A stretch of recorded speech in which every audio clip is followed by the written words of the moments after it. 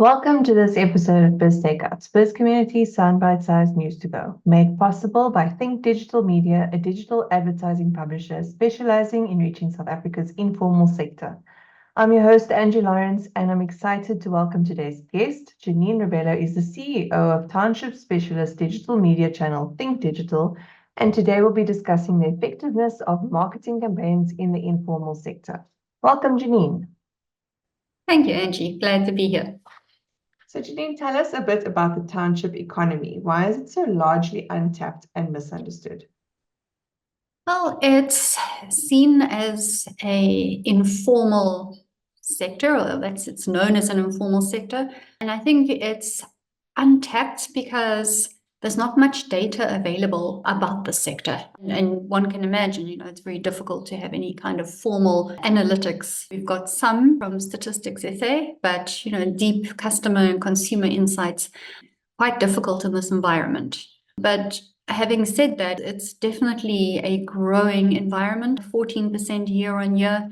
We have 11.5 million people living in townships across South Africa. There's 532 of them. So definitely, a large portion of our population, and certainly a sector to really look at very closely in terms of its growth and contribution to GDP, which is 6% at the moment. Wow, so definitely huge potential there. Tell me, how can brands benefit from tapping into this market? It's certainly a first mover advantage. I think historically, it's a market that some brands have shied away from. Either they don't perhaps understand the potential and the growth and the opportunity, but also quite a difficult market to reach if you don't know, how to reach the consumers in these areas. But definitely, it's a huge consumer segment. So there's lots of benefits in terms of growth and additional adoption of product. Also, there's an opportunity to collaborate the consumers in these areas and to gain trust and to build brand credibility, which hasn't been done in any large scale up to now. Definitely sounds like an interesting market, but obviously not without its challenges. Can you explain some of the biggest challenges that brands will face in accessing this market? Well, one of the biggest challenges are to reach consumers at an individual level.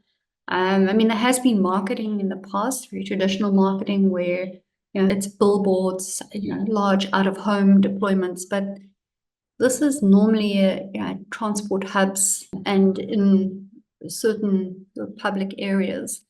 I guess there's radio as well, but not everyone listens to radio or even has the electricity to do so. And these areas themselves face many challenges. A lot of them are very underserviced. Either there's no electricity because of load shedding or some fault, or there is just no service provision in that area. And that goes from, to as far as water and other services, internet, that kind of thing is concerned. So brands would struggle to engage with consumers on a personal level in that way. There's no formal mechanism to really reach them. And one can also talk about, perhaps mobile, but mobile data for most of these consumers is really expensive. Although at an aggregate level, the sector contributes a large portion to GDP, at an individual level, a lot of the residents don't have the means to use mobile data at a constant rate. So yeah, it is a difficult market to really get traction in a way that you can really engage at a personal level with the consumers. Obviously, reaching the market is not without its challenges, as you've mentioned. But what are some of the ways that brands can reach the township market, and also versus some of the more traditional, some would say outdated ways?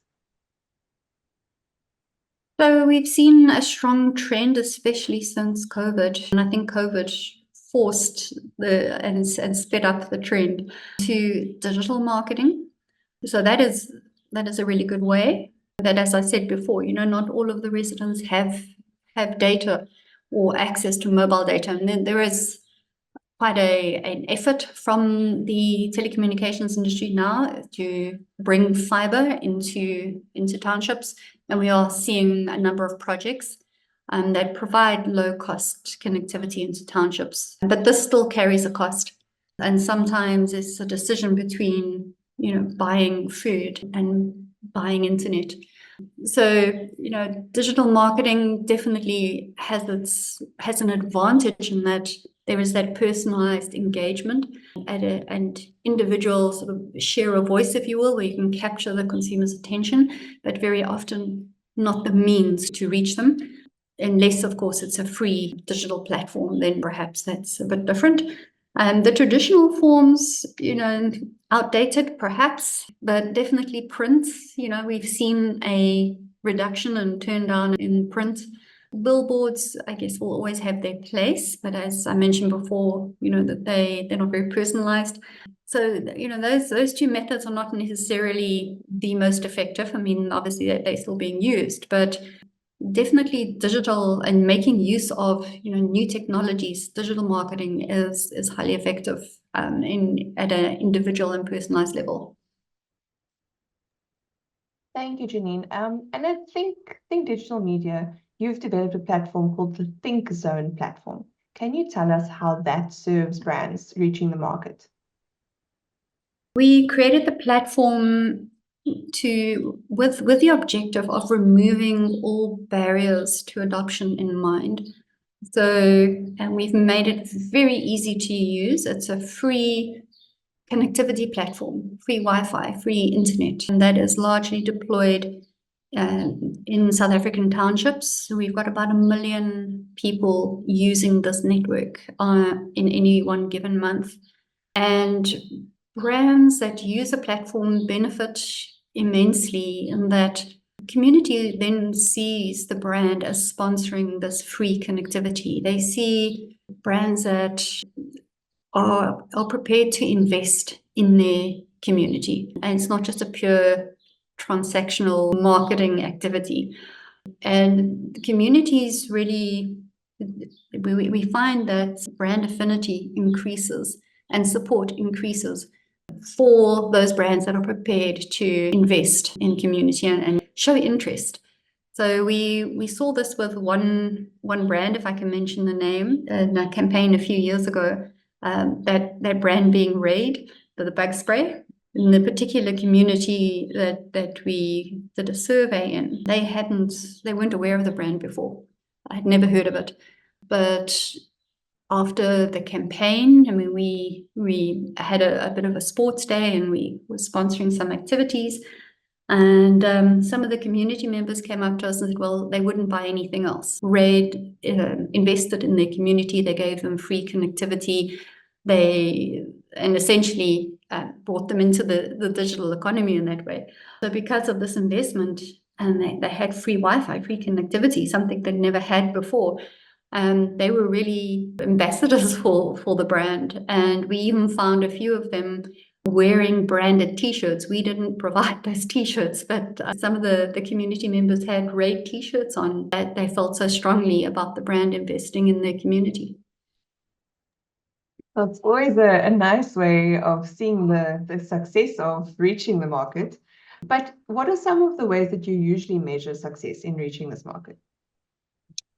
Well, we use quite standard methods, really. I mean, we are primarily a ad tech and ad serving platform. We're a publisher. So we use reports that are very standard, so it's easy for brands to understand or media buyers to understand the performance. Things like unique users, number of unique users, number of impressions served during the campaign. And we also report on click-through rate. The industry average is around about 3%. Our click-through rate is 28%, so much higher. And that's in large part because you've got the consumer's attention on his mobile phone, and there's his screen is being served fully. It's taken over with ads. And we have a non-skippable video that they need to watch as well. So after they've gone through the journey and watched the video and viewed all the ads, they then click browse and they get to free internet. But that allows us to, it results in a very high click-through rate, and the viewability as well, which is another metric we use, is normally between 70 and 90%, which again is much higher than we've seen elsewhere in digital marketing and normal sort of website marketing. Some really awesome stats there, and definitely a very clever way of marketing, I must say. And you mentioned that collaboration is a key component of successful township campaigns. Tell us a bit more about how collaboration assists brands to build a positive relationship with the community.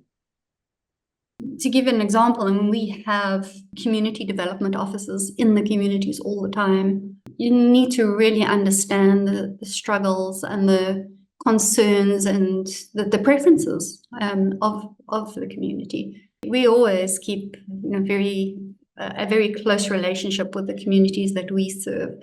And knowing that, bringing the brands into the communities based on negotiations and the relationships that we've built with them, automatically by association, the community then attributes that relationship building to the brands.